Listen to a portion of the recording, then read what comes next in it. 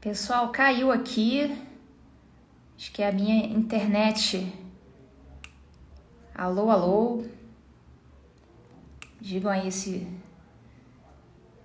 estão me vendo. Eu espero que não seja boicote do Instagram.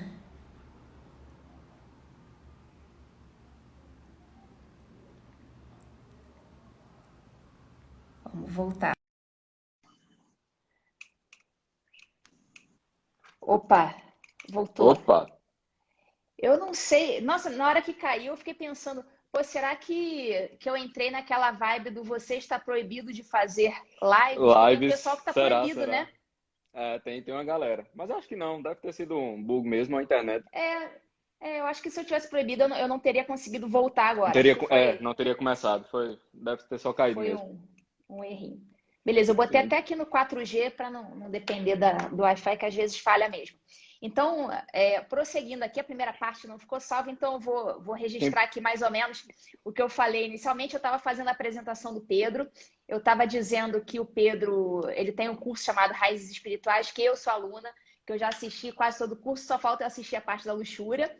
E, e ele fala sobre essas coisas que você não conseguiria, assim, a maior parte das pessoas não conseguiria enxergar certas coisas relacionadas aos sete pecados se alguém que tivesse estudado muito como ele estudou não apresentasse as coisas para gente. Então, no curso você não só sai mais inteligente, como você sai melhor mesmo, porque você consegue corrigir algumas coisas em você mesmo. Então, eu falo aqui, não é marketing, eu não combinei isso com o Pedro, eu realmente sou aluna dele, assisti e estou me aproveitando muito do curso dele. Mas ele já informou aqui, antes da live cair, que o carrinho não está aberto. Então, portanto, Exato. nesse momento, nenhum de vocês poderá se inscrever no curso do Pedro. Mas então, pressionem-no para que ele reabra um dia, quem sabe, no futuro, essa turma.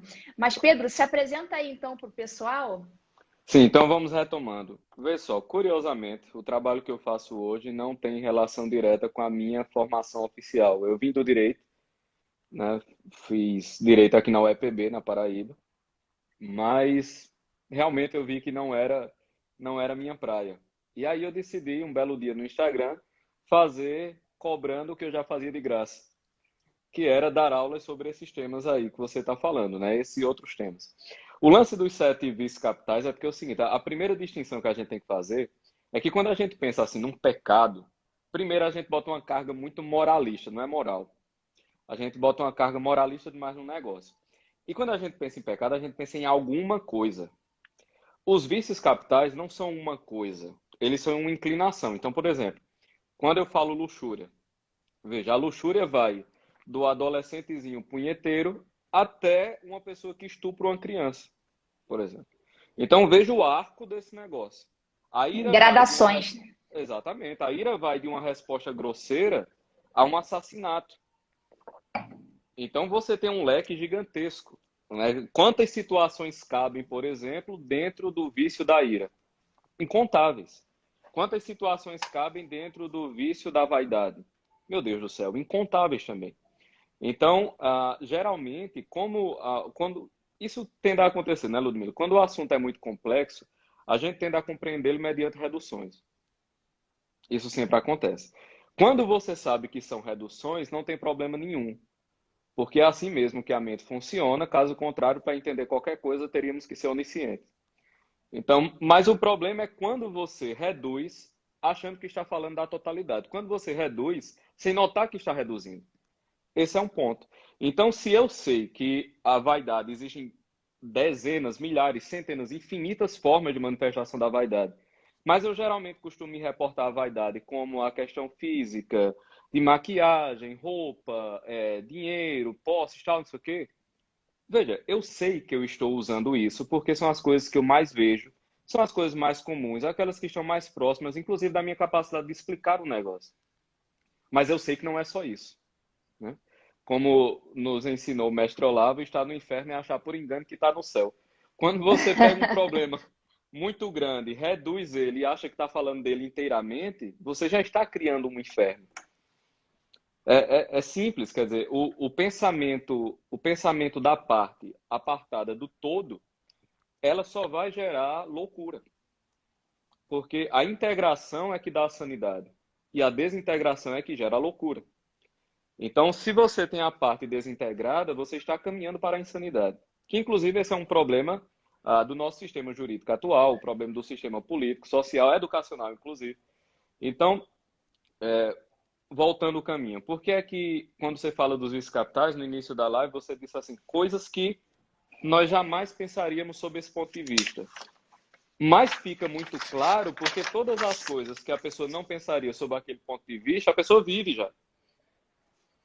Então você vive aquelas mesmas coisas com outros nomes, dando outras explicações, mas você já vive aquele negócio, né? Eu vou só exemplificar com um ponto aqui, que é o seguinte. A raiz da ira, como você assistiu lá, eu não vou dar o curso aqui, porque afinal de contas, quem perdeu o carrinho, perdeu. Mas a raiz da ira é a soberba, né? A raiz da ira é uma imagem muito inflada de si mesmo. Uma imagem muito superior de si mesmo.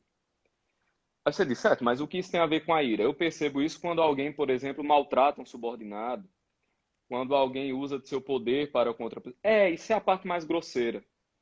Mas quando, e o exemplo que eu dei lá na aula, estamos no engarrafamento, e nós temos a plena certeza de que aquele engarrafamento, porque nos atrapalhou, é um mal para a humanidade, e nós estamos putos ali no carro, quer dizer, assim, a sua condição, o seu horário, o seu sentimento, ele vira a medida de análise do mundo. Olha que negócio maravilhoso. Ele vira a medida de análise do mundo. Você não precisa nem praguejar, você não precisa falar nada, exteriorizar nada. Você só precisa ficar puto. Que você sentiu, exatamente, ficou puto e você já se acha incorreu. Injustiçado. Esse é o ponto. O cara se acha injustiçado. Porque a pessoa acredita que a justiça no mundo seria corresponder àquela necessidade dele. Porra, todos nós somos assim, minha gente, pelo amor de Deus. Quem nunca fez isso na vida, né? E aí você vê que tem uns pontos de interseção, né, entre os vícios capitais. Então a gente acha que a gente está incorrendo em um, na verdade a gente já está incorrendo no outro. Assim, a coisa, às vezes tem uns pontos ali, uns nós, uns pontos de interseção entre um vício capital e outro. Você estava falando ainda há pouco sobre essas coisas que são apartadas. E eu pensei o seguinte, você falou que você veio do direito, mas você não curtiu muito e acabou realmente dando aula sobre essas questões mais das profundezas da alma humana, da existência humana. E nessa hora eu pensei o seguinte, como é importante, aqui eu estou falando até puxando a brasa para o meu lado, porque aqui tem muita gente do direito, certamente, assistindo essa live aqui. Então, como que é importante a gente não se circunscrever no nosso mundinho? Então, eu estou aqui no meu mundinho do direito. Então, como o professor Olavo fala, de novo a gente citando o professor Olavo aqui, as pessoas têm essa mania de enxergar o mundo pelas suas próprias lentes, pelas lentes da sua própria profissão, por exemplo. Isso é muito comum. Então, tudo que essas pessoas fazem, tudo elas enxergam sob a ótica jurídica, sob a ótica do direito. E é isso que eu falo para os meus alunos. Não se circunscrevam ao seu mundinho do direito, porque o direito é uma unha da mão, é um pedaço, é um fragmento muito pequeno das coisas que existem no mundo. Então, quanto mais a gente aprende sobre as outras coisas, mais a gente consegue enxergar o mundo melhor, sentir melhor e, consequentemente, fazer a justiça melhor. E o pessoal do direito, pelo menos, acredito que em quase todas as profissões isso deva acontecer. O pessoal não tem essa visão, não estuda outras coisas. Então, a gente está falando sobre coisas da essência humana, dos pecados, dos vícios das pessoas. E eu faço total questão de, por exemplo, pegar meu dinheiro e comprar o teu curso. Porque, não é um curso de direito. Não é um curso de direito. Mas eu faço total questão de aprender sobre essas coisas, porque são coisas tão fundamentais e que as pessoas esquecem. Daqui a pouco, assim, elas perdem totalmente o ponto de contato com a existência. Elas passam a viver uma ilusão. Elas perdem a conexão com o real. Elas não conseguem sequer perceber um movimento interior mal. Elas não conseguem perceber uma própria maldade proveniente delas mesmas. Uhum. E eu, inclusive na minha vida profissional mesmo, digo nem vida pessoal, vida profissional, eu vi isso acontecer com algumas pessoas do mesmo círculo. Eu falo, peraí, mas essa pessoa não está percebendo que ela está expondo a ira dela em público? Ela não percebeu que ela estava expondo isso. E aquilo estava claro. Essa pessoa não está percebendo que ela está expondo o ressentimento, a inveja. Ela não está percebendo que ela está expondo isso em público. Aquela velha frase, pô, essa pessoa não tem um amigo para avisar. As pessoas se desconectam da realidade de tal forma que, assim, você fica assim, espantado de como isso acontece e de como essas pessoas chegaram a cargos de poder, a cargos de autoridade e sequer são capazes de perceber seus próprios movimentos interiores malignos, nefastos. Então, assim, isso é algo que me assusta muito, né? Eu gosto desses assuntos, estudo essas coisas, né? Dou meus pitacos aqui e ali, mas por isso que eu achei muito importante te chamar aqui, porque você consegue mostrar para o público muito bem essas conexões entre as condutas humanas e o pecado, o Uhum. movimento interior que originou determinadas condutas. E eu vejo isso, eu fico impressionada. Por isso que é muito importante, eu falo para os meus alunos, saiam um pouquinho do mundo jurídico e deem seus pulos, né, nas outras áreas do conhecimento humano, na filosofia, enfim, na psicologia, na religião. Deem seus pulos, porque vocês vão descobrir coisas e vocês vão ficar muito mais afiados na hora de perceber o mal no outro e perceber o mal em si mesmo. Você acaba, às vezes, tendo um movimento ruim e percebendo o que é ótimo, porque você já consegue matar o teu sentimento ruim na Sim, sim. raiz. Então, você percebe isso, assim, que as pessoas acabam entrando nessa espiral de auto-engano e principalmente quando elas atingem esses cargos de autoridade, esses cargos de poder, elas tendem a se dissociar ainda mais da realidade e tendem a ter as suas vistas mais obscurecidas. Vamos lá. Antes de chegar nesse ponto, eu vou para um anterior que você tocou, que é a questão da pessoa não focar apenas no direito para entender direito. Veja, um caminho muitíssimo eficiente para a ignorância é a especialização. Mas é uma maneira muito eficiente de você tornar-se um completo ignorante é você tornar-se um perfeito especializado. Então, quando você falou, isso acontece em outras áreas, acontece, só que tem um problema, por exemplo. Se eu sou um matemático altamente especializado, a matemática, por definição, trabalha com relações lógicas abstratas. Então, se eu digo que 2x é igual a 4x sobre 2, eu estou fazendo um balanceamento de equação, né? 2x é igual a 4x sobre 2, você corta aqui o 4, 2 dá 2x menos g. Bem, o que é que eu quero dizer com isso? Isso é uma relação lógica abstrata. O que significa isso na realidade? Nada. Nada. Aí você diz, não, Pedro, mas eu posso usar isso na realidade. Sim, eu sei, mas vamos pegar uma situação social. Suponhamos que essa variável x fosse uma bomba atômica. Então eu tenho duas bombas atômicas é igual a 4 bombas atômicas destruídas outras duas para ficar duas para cada lado. Problema.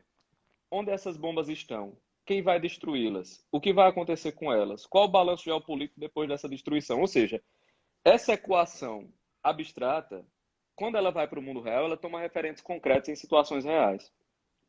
Se você começa a raciocinar o mundo real a partir apenas de abstrações, de relações que não têm raiz em nada na realidade, você vira um monstro. Porque você começa a raciocinar acreditando que está fazendo a coisa mais correta do mundo, quando você está fazendo a maior imoralidade do mundo, simplesmente porque você não é capaz de atinar com a moral do mundo real. Você acredita que porque está trabalhando de maneira adequada com abstração, aquilo magicamente tem um correspondente moral no mundo real. Então, o cara acredita que porque ele está empregando uma determinada norma jurídica, apenas pelo fato dele estar empregando a norma daquele determinado modo, ele está provocando uma justiça no mundo real. Olha, pensar desse jeito é loucura. É loucura completa, porque um princípio básico do direito é que toda norma é genérica e abstrata, e em todo caso é pontual e concreto.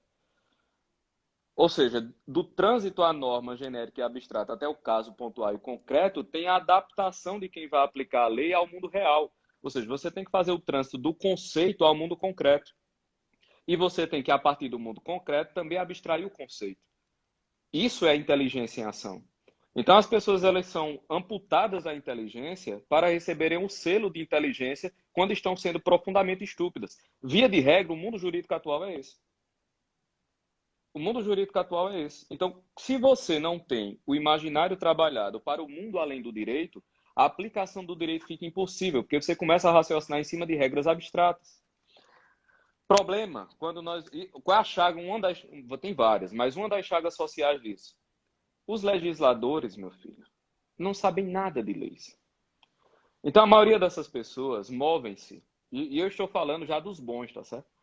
Movem-se, assim, existe uma aspiração, existe algo, aí vem alguém, vem aquele corpo jurídico que o assessora, e vai tentar transformar aquilo numa norma, certo?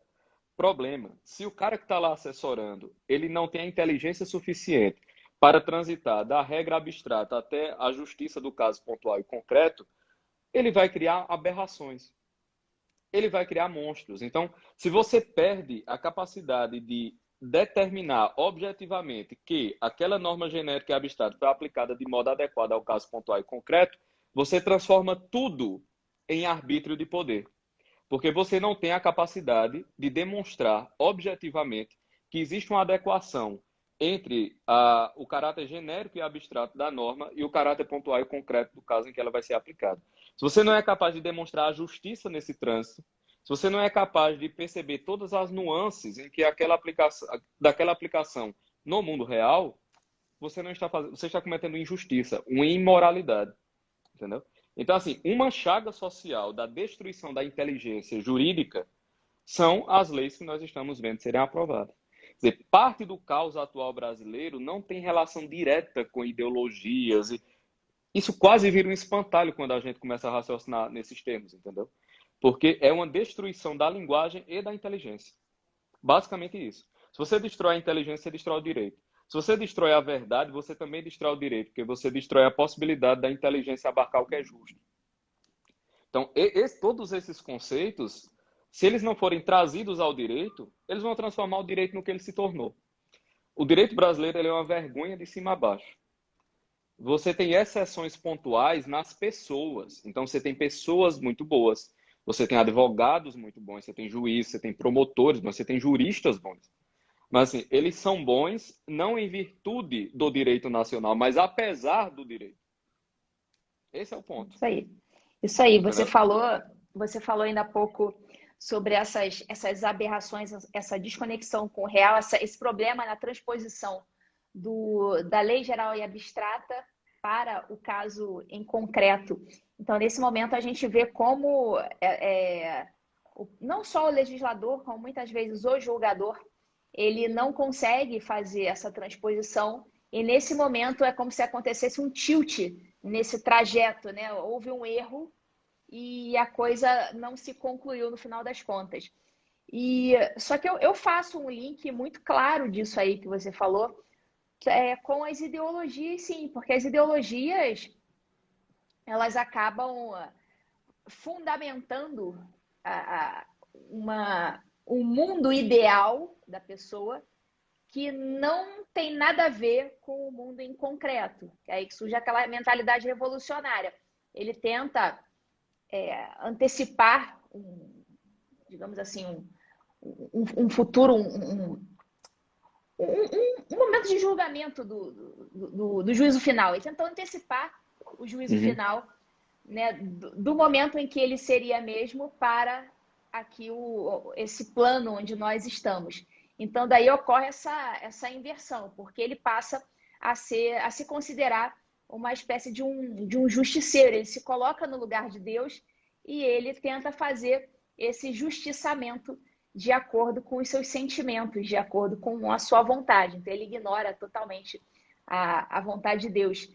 E essa ideologia ela acaba entrando no direito por meio das leis e das decisões judiciais. Então, quando a gente vê que a lei ela totalmente desconexa com a realidade, e a gente vê muito isso no direito penal, em que tudo é muito feito, fabricado para privilegiar a criminalidade, nunca a vítima.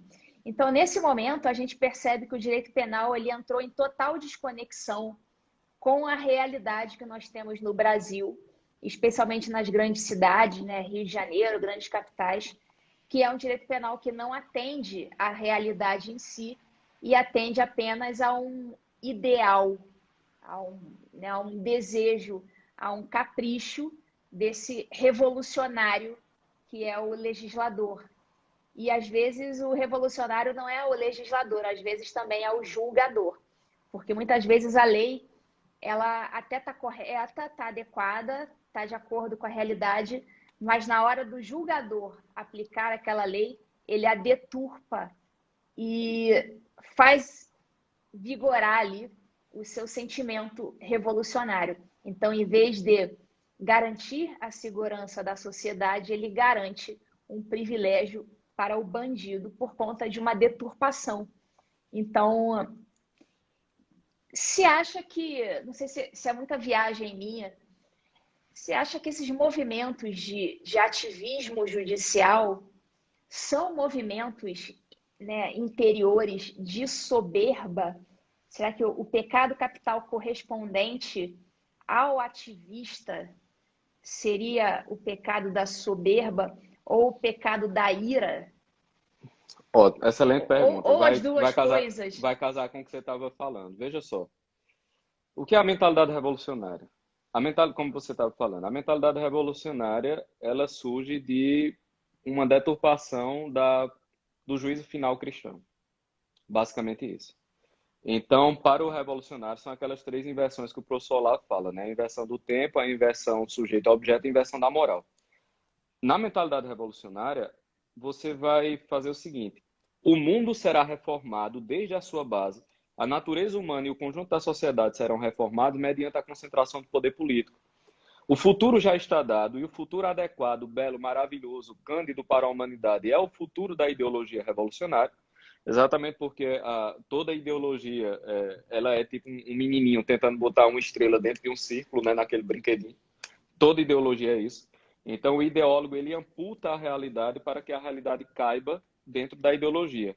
Na famosa frase de Milo Fernandes, né, o comunista é como um alfaiate que, quando a roupa não está adequada, ele costura o cliente. É exatamente isso. Né? Então, o ideólogo é esse cara. Certo? Então, mediante a concentração do poder político, você vai ter uma reforma completa e o futuro já está dado, o futuro é revolucionário. Veja, você não pode dizer que o futuro já está dado e o futuro é o movimento ideológico que você participa por uma razão muito simples. O futuro é incerto. Simples assim. Você não tem controle sobre o futuro.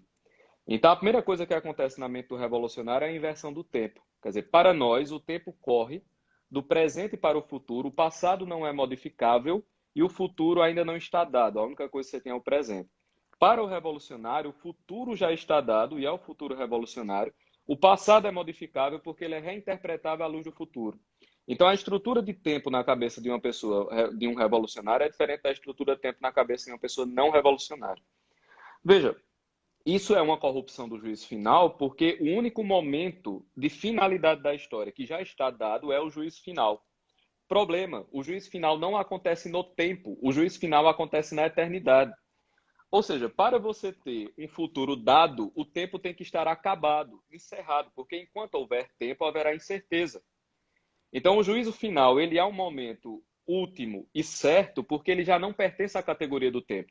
O juízo final julga a história que o precedeu. Então, o juízo final está na eternidade. Aqui, como você tem um triângulo, aqui na ponta tem um juízo final, e aqui embaixo está toda a linha do tempo.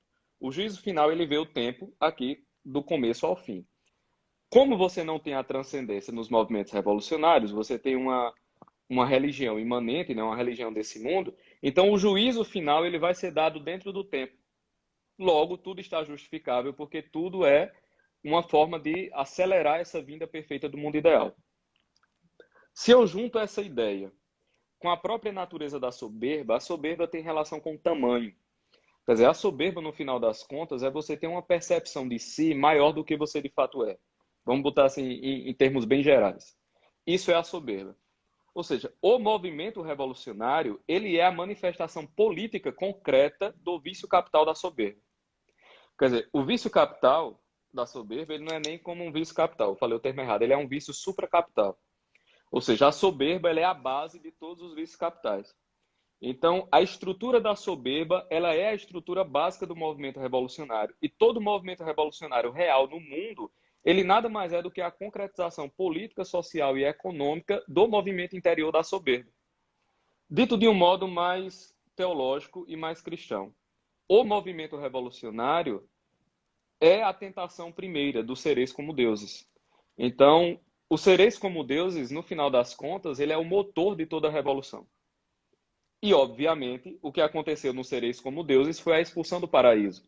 Ou seja, a título de ganhar a eternidade e ser igual a Deus, os homens perderam a imortalidade e tornaram-se a porcaria que nós somos hoje.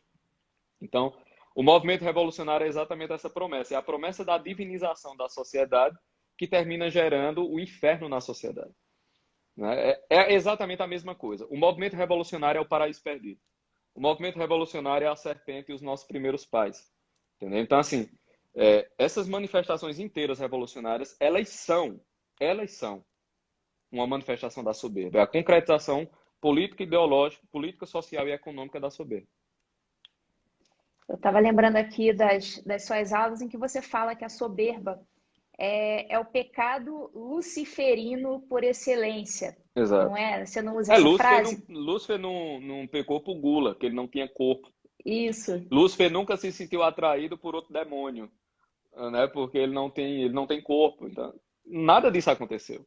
Foi só a Então, soberba. Lúcifer não era luxurioso, não era guloso. Não era guloso, nada disso. Só a soberba. Então, é o pecado realmente por excelência, né? Então, explicando aí para o pessoal, seria o supra-pecado, né? A expressão que você usou. É o vício supracapital. Ou seja, ele é a Vício base supracapital. ele é a base de todos os vícios capitais. Todos os vícios capitais, ele é a base. Então, assim, você só é preguiçoso por soberba, você só é vaidoso por soberba, só é invejoso por soberba, só é irado por soberba, só é luxurioso por soberba, só é glutão por soberba. Isso é um negócio que a galera não pega, né? A gula é uma manifestação de soberba. E assim, todos nós somos soberbos, né? Esse é o lance. Todos nós somos brinquedos quebrados. Mas o negócio é você saber que é um brinquedo quebrado. E em que medida você é um brinquedo quebrado. E é um pecado muito difícil das pessoas se livrarem. Eu lembro também que tem uma aula que você fala até da vaidade, né? Você faz uma separação entre vaidade e soberba, mas as duas tem pontos de convergência quase. Eu não São sei nem irmãs. explicar direito, são irmãs, mas existem diferenças, mas eu não sei explicar direito. Mas vaidade e soberba ficam ali juntinho. E você explicando eu acho que sobre a vaidade, acho que nesse momento não foi sobre a soberba, que você cita São João Clímaco, dizendo que São João Clímaco, ele teria dito que é muito difícil você se livrar da vaidade, porque se eu jejuo, você faz esse exemplo, se eu jejuo, eu me sinto envaidecido da minha santidade por jejuar. Aí, nesse momento, eu percebo, poxa, eu estou sendo soberba porque eu estou me envaidecendo da minha santidade. Então eu vou parar de jejuar. Aí, nesse momento, eu me sinto envaidecida da minha prudência. Então, a coisa ela lhe pega um de todo círculo, lado, né? Exato. É difícil você realmente a se lidar. vaidade Lembra? pau. Esse exemplo que você deu é maravilhoso, porque a gente percebe que realmente o tempo inteiro, ainda quando a gente tenta consertar, não, estou envaidecida da minha santidade, vou parar de jejuar.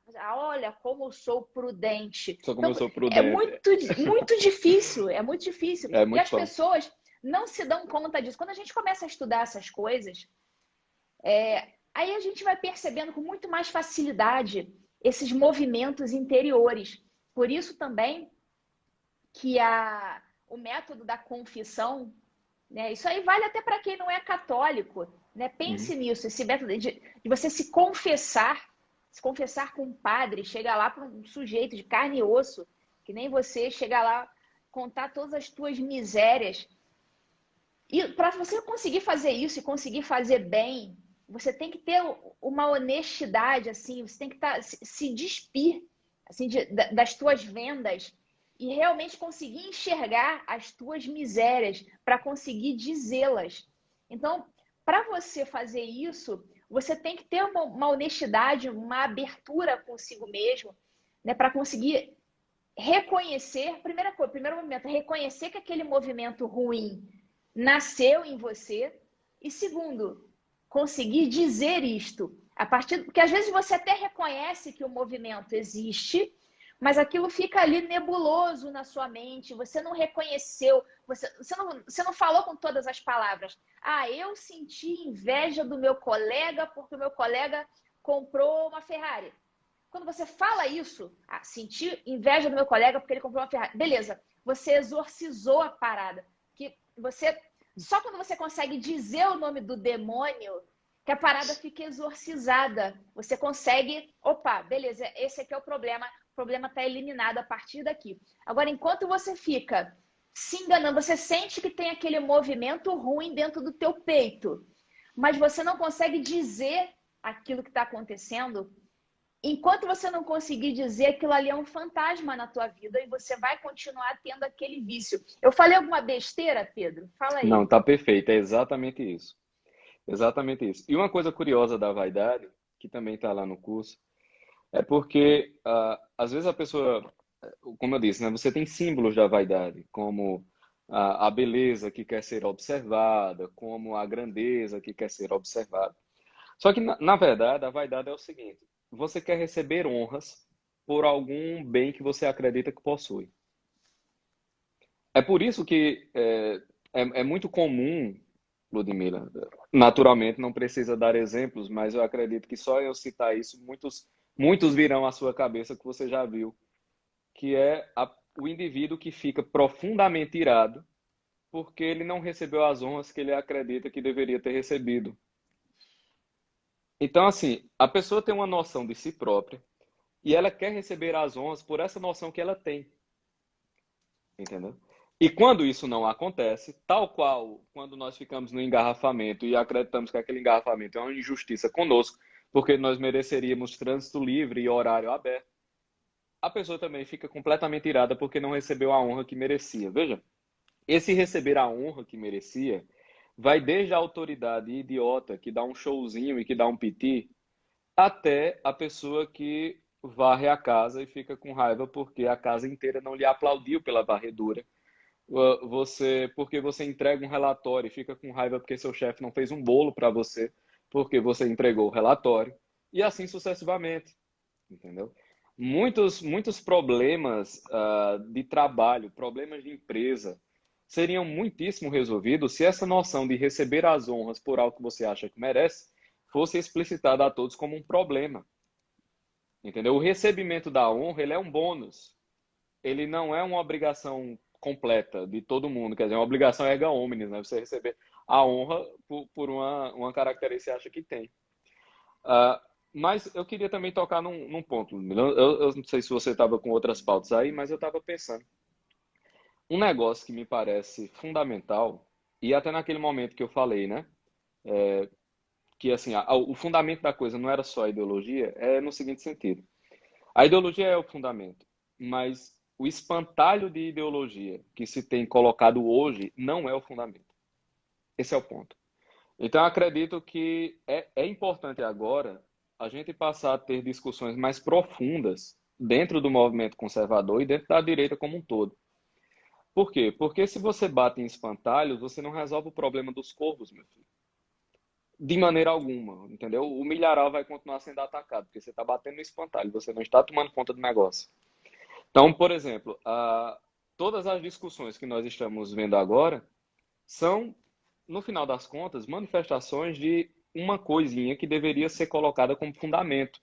da discussão no mundo conservador, no mundo da direita, que é um negócio simples, princípio da subsidiariedade. Porque ninguém está falando disso. Quer dizer, veja só, você me permite aqui, Ludmila, fazer uma linha de raciocínio um pouquinho? Não, desenrola aí, cara. Vou nem te interromper, desenrola aí que o papo tá interessante.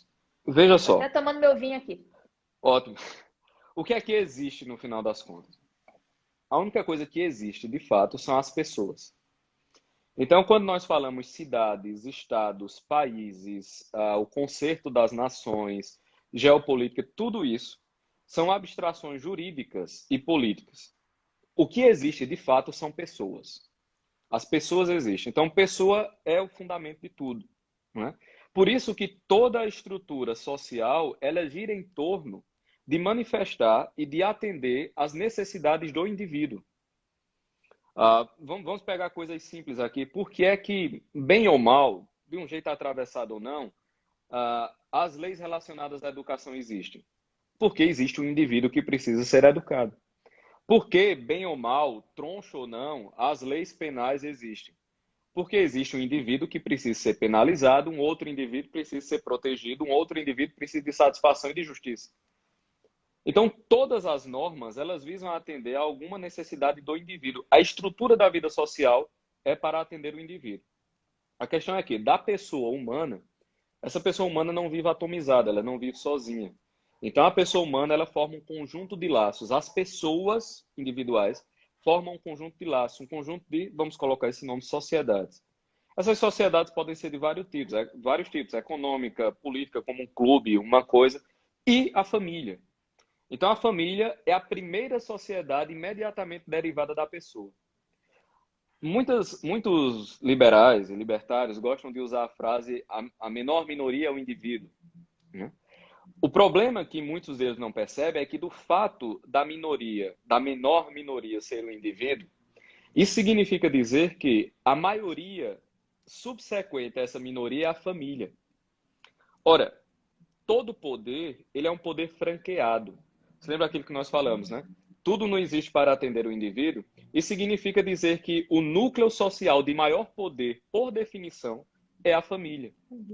Porque a família é o primeiro laço, é a primeira sociedade brotada para atender a necessidade do indivíduo, da dignidade do indivíduo.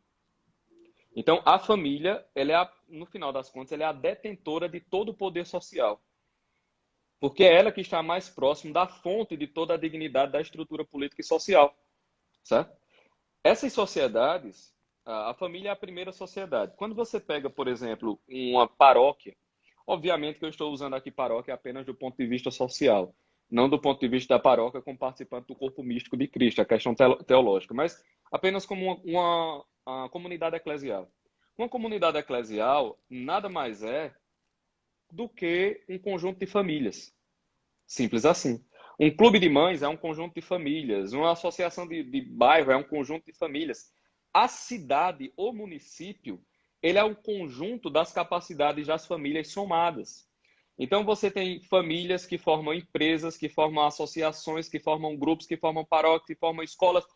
Aquele todo orgânico municipal, o que a gente chama de cidade, ele nada mais é do que a ação do conjunto de famílias daquele ambiente, certo? Isso significa dizer que o poder do município, ele é também franqueado do poder familiar. E o poder do Estado, ele também é subsidiário do poder familiar, passado pela cidade, passado para o Estado, e o poder federal, ele é subsidiado desses outros. No final das contas, a melhor forma de organização social é aquela em que o topo da pirâmide, ela tem menor poder do que toda a base da pirâmide. Porque o poder que ela tem é apenas franqueado. Quer dizer, todo o poder superior ao poder da família é franqueado pela família. Isso significa dizer que é uma obscenidade o Estado tomar qualquer satisfação contra a família e contra o indivíduo como se ele tivesse poder sobre ela. Porque a natureza do poder estatal é o franqueamento do poder familiar. Entende? Então, se você tem um debate dentro da direita, por exemplo, de levantar-se a bola do indivíduo, mas ao mesmo tempo você não tem um de proteção aos direitos familiares, isso inclui, obviamente, questões morais, questões de educação, então, meu filho, você está ficando louco. Você está ficando completamente insano. Porque o que você está advogando é o seguinte, é a transferência do poder do indivíduo para o poder do Estado. Se você só tem um indivíduo atomizado contra o Estado poderoso, você não tem nada. Por quê? O Estado, tanto mais fraco e mais eficiente será, quanto mais sociedades intermediárias ele tiver entre ele e o indivíduo. Ou seja, o conjunto das sociedades intermediárias entre o topo da cadeia e os indivíduos é o que determina a sanidade do Estado. Então, meu Deus do céu, como é que ninguém está falando desse negócio? Como é que ninguém está preocupado com isso? Como é que o cara está lutando pelos direitos individuais ao mesmo tempo que você não tem? Aqui eu vou dar um exemplo, não vou dar exemplo com nomes não, mas você tem bilionários espalhados pelo país que estão preocupados em juntar números nas ruas, que é importante, mas números nas ruas, meu filho, é um panfleto. Número nas ruas é um símbolo. O símbolo ele só vai ser efetivado se ele tiver canais de realização. Senão ele vai ter um valor simbólico e apenas simbólico, sem canal de realização nenhum. Então os caras estão lá preocupados em colocar número na rua, mas não estão preocupados, por exemplo, no fortalecimento dessas sociedades intermediárias. Não estão preocupados no fortalecimento dos clubes de bairro, das sociedades de educação, das escolas livres da ação estatal e apenas custeadas pelas famílias. Ninguém está preocupado com isso. Você está entendendo? Então se você não tem uma preocupação com os corpos intermediários da sociedade, esqueça qualquer preocupação de conserto do Estado. O poder do Estado será menor quanto maiores forem os corpos sociais intermediários entre o Estado e o indivíduo.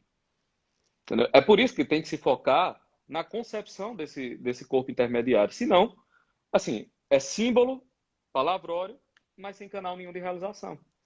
Entendeu? Então, Essas coisas têm que estar óbvias à discussão. justamente isso que você falou é a perfeita realização da mentalidade revolucionária no corpo do Estado, em que a família, que era para ser o elemento mais forte, ele começa a perder poderes, e esses poderes vão sendo transferidos a outros corpos intermediários até que chega no topo, que são os governos. E nesse momento a coisa já ficou muito difusa e sem rosto. Né? O que é o Estado? Né? O que é o Estado? Então, isso me lembrou até uma procuradora da República.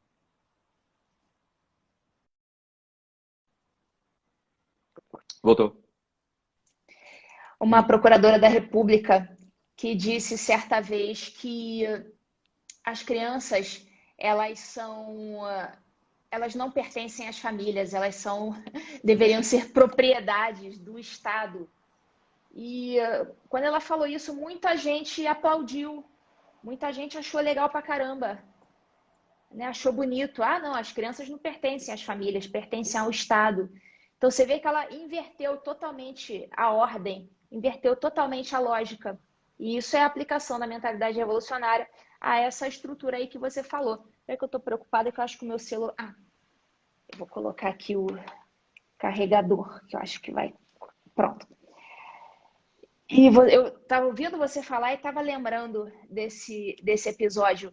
É uma coisa impressionante como que eles invertem tudo. Então, essa inversão revolucionária acontece em todas as searas da nossa vida. E essa pessoa que falou isso, que sugeriu isso com ares, né, de grande cientificismo, é uma procuradora da República. É uma autoridade, né, que aí está na base aí do nosso assunto de hoje, né, soberba / autoridade. Então, quando essa manifestação parte das autoridades e parte de quem deveria defender, né, a nossa base, né, o indivíduo e a família, quando isso parte de cima, a gente vê que a gente está tomando assim um caldo, assim, a gente está passando um aperto realmente. Sim. E só com o fortalecimento dessas pessoas que vão ocupar esses cargos de autoridade, eu acho que talvez a gente consiga sobreviver. Não só fortalecer as famílias, que eu acho que isso é algo óbvio, fortalecer o indivíduo, fortalecer as famílias, mas fortalecer as pessoas que vão ingressar nesses cargos. Porque eu vejo quanto que os concursos públicos, por exemplo, estão inserindo ideologias toscas nas suas provas de ingresso. Então, a coisa parece que foi feita mesmo para selecionar as pessoas que têm a mentalidade revolucionária. Então, com isso, as autoridades que vão dar as ordens, dar as cartas, vão estar impregnadas dessa mentalidade, vão estar dando as cartas no Brasil. E isso me parece algo muito sério. Isso precisa ser paralisado de alguma forma. Então, é muito importante a gente fortalecer hoje o estudante, o cara que está começando, começar a plantar uma sementinha hoje para que daqui a alguns anos esses estudantes já mais fortalecidos, né, cientes disso tudo que a gente está falando aqui hoje, eles possam entrar nesses cargos, ocupar esses espaços e a gente conseguir respirar um pouco melhor diante dessa opressão que a gente passa por conta desses revolucionários no poder. Então, não sabemos, né, se a gente vai viver para ver um pouco de paz reinar nesses ambientes, mas o Não fato é vamos. que, pois é, eu falei Deixa eu isso logo dizer, não numa vamos. entrevista hoje sobre Não isso. vamos. O entrevistador me perguntou, quando que você acha que a gente vai poder respirar em paz? Não sei o que. Essa foi a minha resposta para ele. Eu falei, olha, a gente está tentando plantar as sementinhas hoje e eu não sei se em vida eu vou ver essas sementes germinar. Então, eu realmente, é muito difícil a gente aceitar essa situação de que talvez a gente não veja os frutos, né, desse nosso esforço de hoje, mas em algum momento histórico esse esforço tem que ser feito. Certamente, em algum momento, tudo isso vai brotar. Perceba, há um movimento educacional muito interessante, que é o que acontece, o chamado Renascimento do século XII, que na verdade é o auge da educação e da pedagogia humana, foi no século XII. Né? Você pega toda a questão da escola vitorina, enfim, toda aquela coisa. Mas aquilo foi precedido de algo. E quando você pega também a escolástica no século XIII, você nota que ela foi o fruto já desse movimento dos séculos anteriores. Quer dizer, você não tem um Everest no meio de uma planície. Você só tem um Everest numa cadeia de montanhas. Então você tem gênios pontuados por gênios menores. E não existe isso de jumentos educarem gênios. Veja, isso é uma impossibilidade. Então nós estamos, aí você falou, né? Como é que a gente vai jogar as sementes para o futuro? Veja, jogar as sementes para o futuro implica educar-se no presente. Porque se você não formar pessoas que vão educar as pessoas do futuro, elas não vão se educar sei lá, por osmose, elas não vão se educar por fotossíntese, vão chegar na janela e, nossa, agora você falar latim. Isso não vai acontecer. Né? Jumentos não educam gênios. Não tem isso. Você não nasce um Everest no meio de uma planície. Então você tem que ter uma cadeia de montanhas para ter uma montanha daquela. Entendeu? Então, o processo de autoeducação, ele é o início da reforma. Esse é o ponto. O processo de autoeducação é o início da reforma. Até, Ludmila, por questões de linguagem. Assim, eu não sou Shakespeare, eu não sou Machado de Assis e não serei jamais Shakespeare ou Machado de Assis. Mas, se você quer assim, sentir dores físicas mesmo ao ler certas coisas, entre em grupos de advogados, entre em grupos de juristas. É um negócio que dá uma dor no coração. Você vê as pessoas escrevendo, dá uma dor no coração. Então, assim, beleza, vamos instruir essas pessoas, mas vão ser instruídas a partir da linguagem, né? Pronto, lascou. Porque a linguagem não está desenvolvida. Esse é o ponto. Eu lembro demais de uma cena que foi no Brasil, primeiro Brasil Paralelo. Mas eles foram Tá? convencidos de que a linguagem foi muito desenvolvida. Claro, porque eles usam Destarte, Data Venia e coisas desse tipo. Quer dizer, você lê certas petições, é um negócio de dar uma dor no coração. Porque, veja, existe uma diferença entre a linguagem e o hábito fonológico. Hoje, o que a gente entende como linguagem é o que se chamaria de hábito fonológico. É o seguinte, você tem uma determinada situação e você associa aquela situação a um conjunto de sons. Então, você sabe que ao chegar numa padaria, você diz, bom dia, eu quero pão. Aí a pessoa vai lá e lhe dá um pão, porque você está com fome. Então você associa aquele hábito àquela determinada forma. Do mesmo jeito que você treina um cachorro, assim. É tipo, senta, levanta, deita. E ele associa aqui, obviamente, que é num nível maior, porque é num nível humano. Claro, né? Eu estou fazendo uma analogia, não é a mesma coisa. Mas é uma associação de um hábito fonológico a um determinado conjunto de acontecimentos, certo? Isso não é usar a língua em nível humano. A linguagem em nível humano é quando você percebe as estruturas racionais da língua e você começa a perceber a língua não como um canário que a repete. Você começa a perceber a língua como um pianista que percebe as diferenças matemáticas entre as notas. Então você começa a perceber a linguagem a partir do nível estrutural da linguagem, um nível racional da linguagem. Toda a educação, ela deveria ser feita para fazer o estudante chegar nesse ponto. Porque se ele chega nesse ponto, veja, assistir o Jornal Nacional seria uma piada. Porque eu assisti ontem 10 minutos de Jornal Nacional, mais de 10 um pouquinho. Eu fiquei observando aquele negócio e, meu Deus do céu, ele é feito para dissolver a inteligência. E a única possibilidade da pessoa acreditar naquilo é ela já não mais raciocinar a partir dos conceitos concretos, mas ela só raciocinar a partir das abstrações, sem ligação com o mundo real. Isso para um estudante de direito é a coisa mais fácil do mundo, porque ele é treinado por 4 anos para fazer isso. Treinado, mas é treinado por 4 anos para fazer isso. E o parênteses aqui que eu faço foi no Brasil Paralelo, primeiro, aí tava todo mundo lá, aquele tava na ebulição do impeachment, aquela coisa toda, né? E aí os economistas e o pessoal falando, tal, não sei o quê. Aí tem um corte maravilhoso de Rodrigo Gugel dizendo assim: "Eu acho que o que nós precisamos para o Brasil hoje é mais amor à literatura." Sabe o patinho feio, né? Qual figurinha não pertence ao conjunto? Era essa frase de Rodrigo Gugel no meio das outras. Eu fiz, porra, esse cara tá certo. É exatamente isso, entendeu? Então, assim, a ação política ela é necessária. Ela é óbvio que ela é necessária. Só um louco diria que não é. Mas a autoeducação ela é mais necessária do que a ação política. Porque a ação política vai ter efeitos imediatos sobre aquele ambiente. Uma ação política forjada por indivíduos realmente inteligentes, linguisticamente capazes, moralmente conscientes, essa ação tem efeito histórico. Entendeu? Basta sabermos que 12 apóstolos mudaram o mundo, meu filho. 12 apóstolos. Se não tinha multidões nas ruas, eram 12 pessoas. Entendeu? É o conceito de ação, Então, de agente histórico do Olavo, né? É o exato. agente que sobrevive à própria morte e continua gerando efeitos indefinidamente, né? Pelos séculos dos séculos, né? Podem ser Exato. pessoas, podem ser instituições, mas você está falando exatamente do conceito de agente histórico do Olavo. Bom, a gente está chegando aí, já chegamos, né? 1 hora de live, né? Nem senti Nem o tempo vi. passar, acho que poderíamos ficar aqui horas conversando.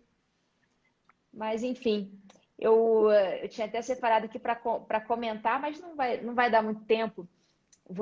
Então, só vou indicar aí um livro de literatura pro pessoal. Não é literatura jurídica, tá, pessoal? Não é literatura jurídica, né? Saia um pouco desse ambiente. E o livro que eu queria indicar aqui é um que eu sempre indico para o pessoal do direito, que é A Morte de Ivan Illich.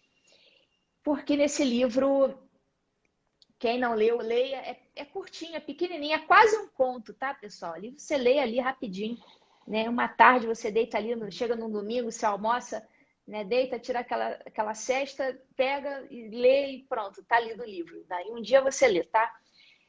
Por que que eu indico sempre esse livro? Porque o personagem principal, Ivan Illich, ele é um desembargador, é um cara do direito, né? Ele poderia ter qualquer outra profissão no livro, mas por uma ironia do destino, ele é um desembargador.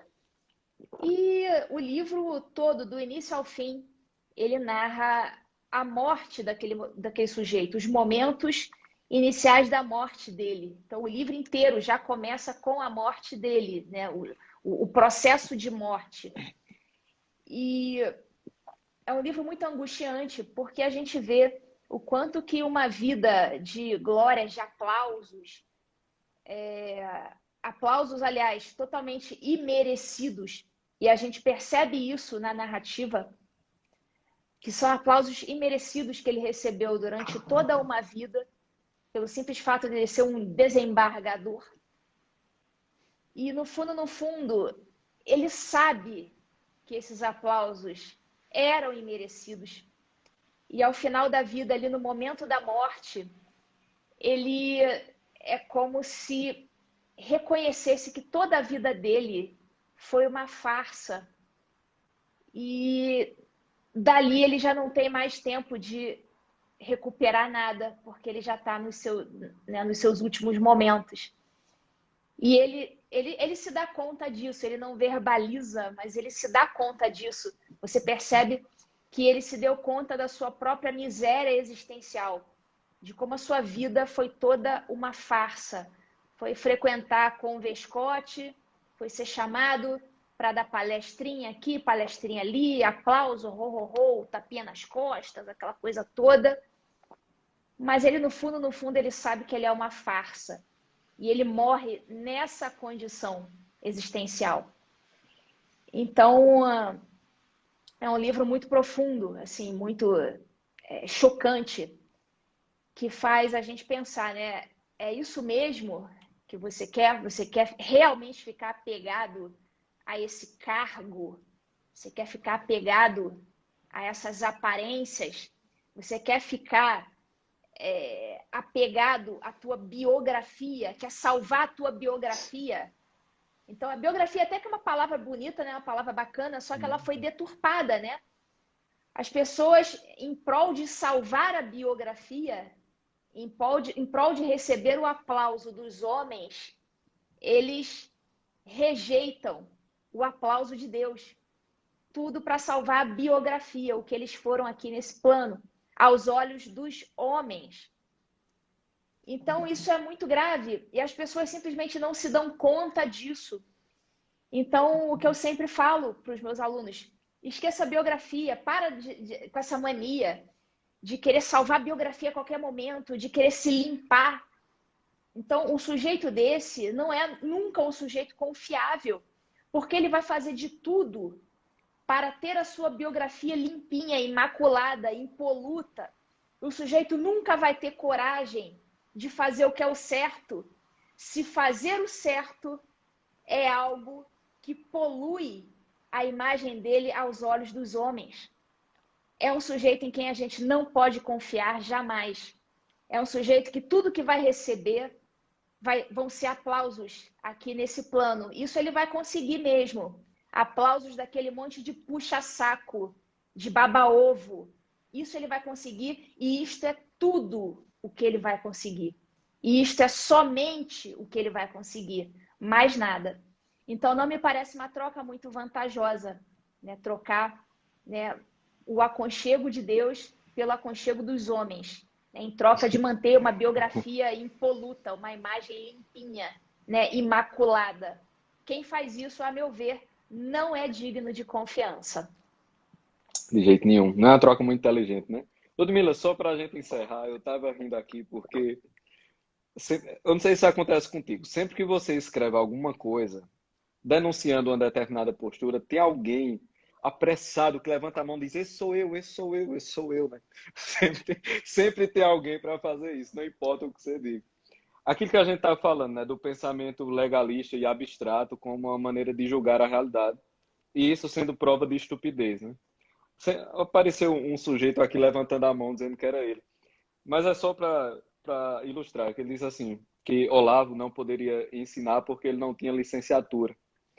Eu fico imaginando, veja, como é que surgiu o primeiro professor? Me explique, porque o primeiro professor teria que ser licenciado por um anterior, que teria que ser licenciado por um anterior. E assim Qual sucessivamente instituição de ensino cursou Sócrates? Até o Big Bang, né? Quer dizer, a primeira instituição de ensino, por definição, não tinha professores licenciados, porque ela foi a primeira. Então, assim, veja, esse tipo de raciocínio é a prova da estupidez, entendeu? É a prova completa da estupidez. Então, tipo, a pessoa usa uma palavra como definidora de uma realidade. É aquela história, né? Porque ele conseguiu criar uma frase, ele acha que construiu uma realidade. O que, no final das contas, é também uma maneira muito estúpida de viver os seres como deuses. Porque só em Deus o que ele pensa torna-se real. A inteligência humana ela é uma adequação, a verdade ela é uma adequação da inteligência à coisa. Né? Apenas em Deus a realidade é uma adequação da coisa ao que ele pensa. Então, esse tipo de raciocínio é só uma maneira muito burra dos seres como Deus, entendeu? Até a serpente fica com vergonha de você, meu caro Gosto. Faça isso não com você, meu filho. Eu lhe ajudo. Fique tranquilo, eu lhe ajudo. Fique sossegado. Viu? Essas vergonhas o pessoal passa no crédito, no débito e no Pix, né?